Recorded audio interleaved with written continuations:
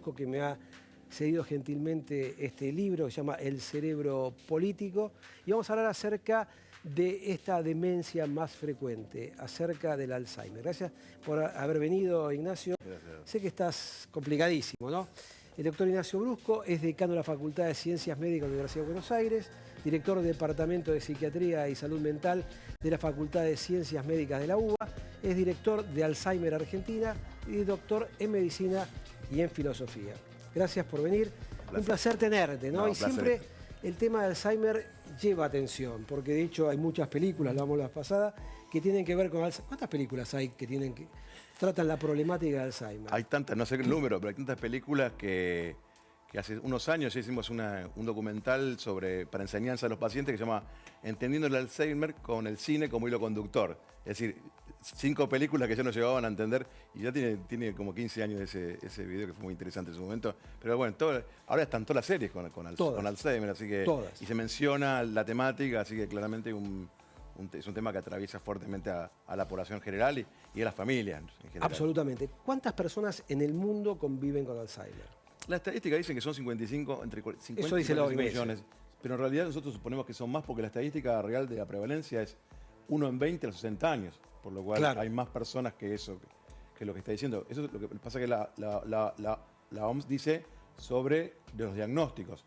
Pero suponemos que hay mucha más casuística, y la casuística aumenta después de los 80 años, que es más de una persona en 2. Así que más de la mitad de las personas desarrollan Alzheimer después de los 80 años. Claro, con lo cual uno puede inferir que va a crecer en número porque vivimos cada vez más tiempo.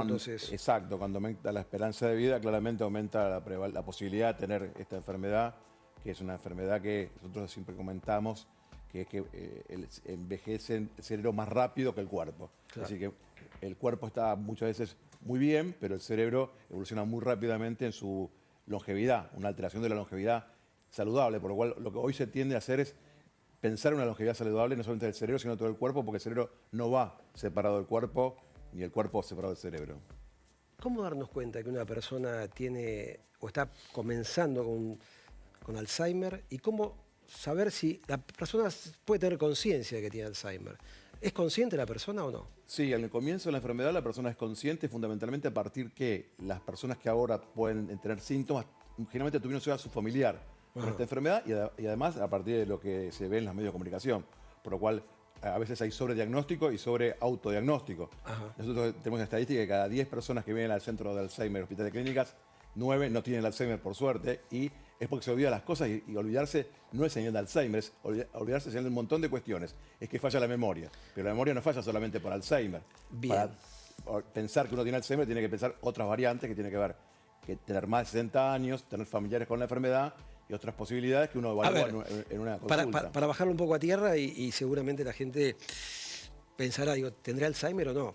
Recién me olvidé el teléfono, no sé dónde lo dejé. Digamos, ¿esto puede ser una condición o puede ser una situación que implique que yo pueda tener Alzheimer? No, en absoluto, porque eso pasa permanentemente 20 veces por día, por lo cual tenemos que tener los 50 millones de habitantes de la Argentina en la consulta. De hecho, es tan simple que yo te vi antes, tomamos un café antes y ya sé que no, porque te vi actuar. Entonces es muy simple la consulta en esas circunstancias. Lo que pasa es que también el miedo es muy importante. Si uno tiene más de 60 años y tiene familiares y uno ve que esto se reitera en el tiempo, tiene que hacer una consulta que es muy simple, es casi de atención primaria, muy fácil. Ahora, con el sobreestímulo que tenemos nosotros en este momento, en la sociedad, en la urbes en general, el estrés que uno tiene por ahí en la Argentina más todavía que cronificado, y además la múltiple tarea, esto claramente es un problema más del micrófono, que de la atención, que del grabador, que es el cerebro. Esto pasa como en el ronquido, que la persona no sabe que ronca, pero la pareja que está al lado dice, vos roncás. No, yo no ronco, tiene que grabarlo para demostrarle que realmente tiene ronquidos. ¿Es el familiar que lleva al paciente, o es el paciente que toma la iniciativa de decir, voy a consultarlo a Brusco porque pienso que puedo estar teniendo los comienzos de Alzheimer? Las dos variables existen. Hay una cosa que se llama queja subjetiva a la memoria.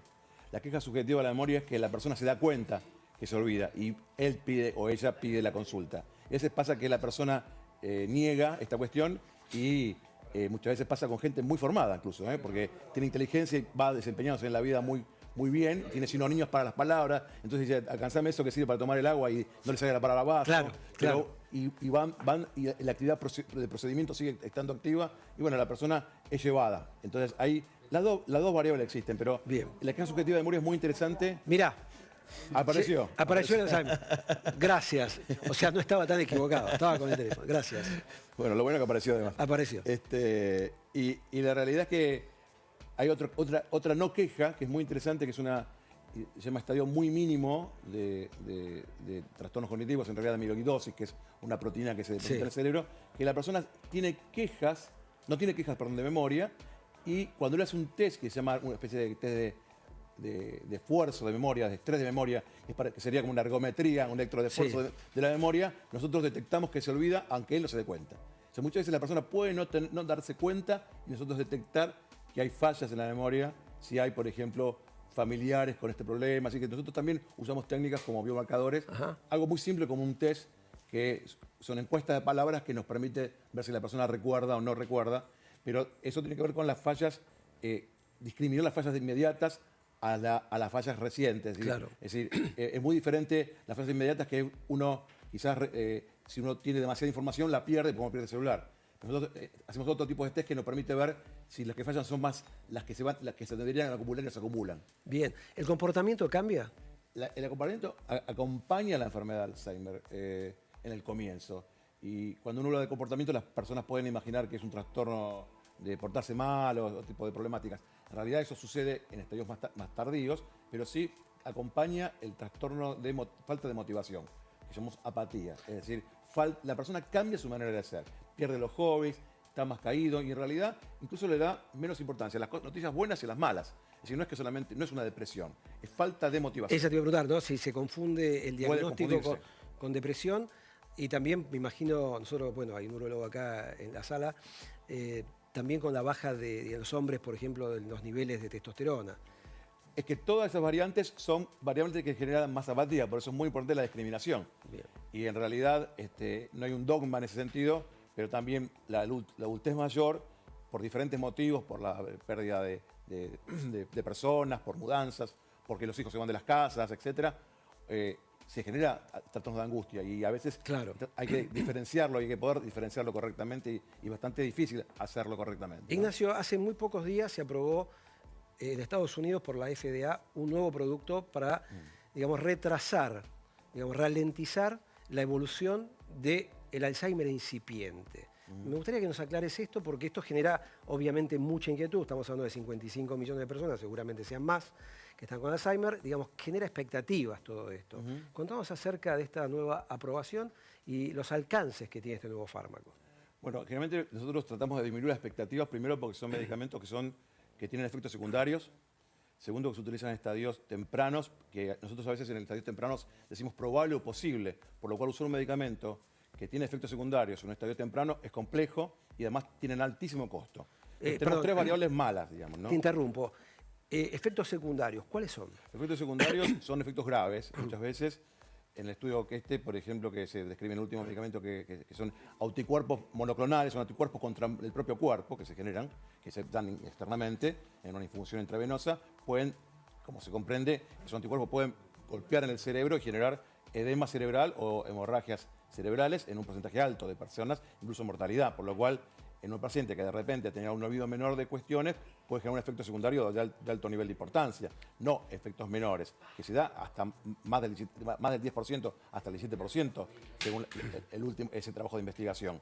Y además tiene mortalidad. El trabajo tiene tres fallecimientos como causa del tratamiento, no como anexos que Claro, protocolo hay.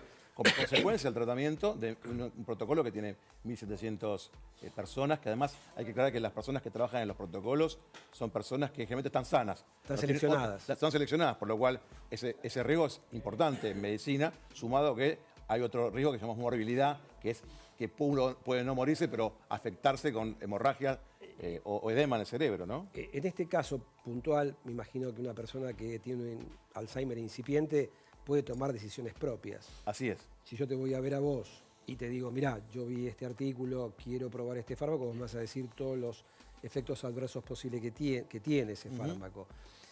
siendo de incipiente comienzo, o sea, incipiente, bueno, comienzo, esta patología, ¿lo usarías vos? No, yo hoy todavía no sería una indicación. No está en la Argentina. De hecho, el primer medicamento de este tipo está en el 2021 y no hay ninguna experiencia en Argentina, excepto por participación en protocolos, pero no hay ninguna paciente que se haya utilizado clínicamente. Por lo menos en la Argentina no se ve, es un medicamento que no se vende en la Argentina. Y el año pasado te llamé también en la radio porque había otra aprobación de otro fármaco también para el Alzheimer. ¿Qué pasó con ese fármaco? Para lo mismo, los 3 medicamentos son medicamentos monoclonales. Quiero decir que sí hay otro tipo de tratamientos efectivos y aparecen cosas nuevas que a veces no son farmacológicas, como por ejemplo pensar en la hipoacusia. Es decir, no escuchar genera gran problema para tener Alzheimer y mucha pioría del paciente con la enfermedad de Alzheimer, por lo cual a veces el tema del audífono, que es un tema no para nada menor, tiene mucho más valor hoy en la ciencia en general y en Alzheimer en general que monoclonales hoy, por lo menos en medicina. ¿Qué relación hay entre hipoacusia y Alzheimer? Nosotros cuando escuchamos por un sistema que va al sistema nervioso. Sí. Esto genera 2 problemas. Uno que es la pérdida de red social, que es muy importante, la pérdida de red social para la persona en cuanto a producir trastornos cognitivos, sociales, funcionales y biológicos, porque lo social se transforma en biológico cuando pasa a nuestro cerebro. Cuando recordamos una palabra, la palabra es una instancia abstracta, pero cuando la recordamos se transforma en proteínas. Claro. Ese es un punto. El otro tiene que ver con la parte neuroquímica. La cantidad de estímulos auditivos que va al sistema nervioso y va al lóbulo temporal son millones por día. Eso, imaginémonos que lo perdemos diariamente, realmente el riesgo de Alzheimer se duplica, por ejemplo, en hipoacusias leves. Es que solamente escuchando apenas mal, a mediana edad se duplica la enfermedad de Alzheimer, por lo cual en todos los lugares desarrollados que hoy se estudia la enfermedad, hay mucha intencionalidad de indicar audífonos, cosa que no está muy dicho. El otro tema es el ejercicio aeróbico. Es decir, hacer ejercicio aeróbico es muy bueno realmente para evitar la enfermedad, que va de la mano de temas que tienen que ver con el metabolismo y el tema de la insulinodependencia o la captación de glucosa. Es decir, todo lo que es metabólico es mucho más hoy de importancia para evitar que ese paciente no progrese que dar un anticuerpo monoclonal que tiene claramente efectos secundarios, por lo menos de importancia. ¿La progresión es inexorable y de qué depende esa progresión? Claro, es muy importante lo que decís con la progresión porque hace 20 años la progresión era, el paciente cuando tenía Alzheimer, la expectativa de vida era 10 años y hoy pasa 20, 25. Entonces de repente cuando decimos damos un medicamento que de repente hace mucho daño, nos lo cuestionamos en Alzheimer temprano porque las personas tienen su vida normal, cotidiana y la progresión es lenta y depende de muchas cuestiones, entre ellas la genómica, medimos genética en el sentido que hay unos pacientes que van a evolucionar más rápido que otros y después tenemos aproximadamente 20 medidas preventivas para que haya retraso de la enfermedad, entre los cuales te dije, por ejemplo, la hipoacusia, pero estimulación cognitiva, ejercicio aeróbico, otros tipos de medicamentos, que nosotros tratamos de no decirlo por televisión porque son de fácil acceso y a veces hacen lío los pacientes, ¿no? ¿Se hereda el Alzheimer? Hay una carga genética bastante importante en cuanto a que hay un gen de riesgo que se llama ApoE, que se llama apolipoproteína E, que cuando es número 4 aumenta fuertemente el riesgo, aumenta 4 veces más el riesgo, y cuando es en homocigosis, decimos 4-4, aumenta 16 veces el riesgo. Esto en medicina es muy alto, en una enfermedad de alta frecuencia. Sin embargo, no es que uno va a tener la enfermedad. Ese gen es modificable. No es una mutación genética en cuanto a que hay un gen que va a ser inexorable, va a generar una enfermedad. Es decir, hay esas 20 medidas tenemos que tomar predictivamente a los pacientes y preventivamente posterior para que esa enfermedad no suceda. Bien. Hace un mes salió un artículo muy importante que se recogió información de estadística de Cataluña, de un trabajo interesante que salió en el New York Times. En realidad, esto hace 20 años que lo venimos trabajando en el mundo entero, porque consideramos un concepto que se llama resiliencia cognitiva, que esas personas con genética mala tienen baja resiliencia cognitiva ante la injuria. Lo que tenemos que evitar son 2 cosas. La injuria, que por ejemplo, hipertensión, diabetes, etc., y hacer cosas positivas, como por ejemplo el ejercicio aeróbico. Deporte. Perfecto. Deporte, no tener panza, regular la glucemia y bajar otras cuestiones también que son más complejas. Gracias, te quedas con nosotros. Y hablando de panza, a veces me llegan acá amigos que me escriben y me dicen, mirá, me hice una ecografía abdominal, estoy preocupado.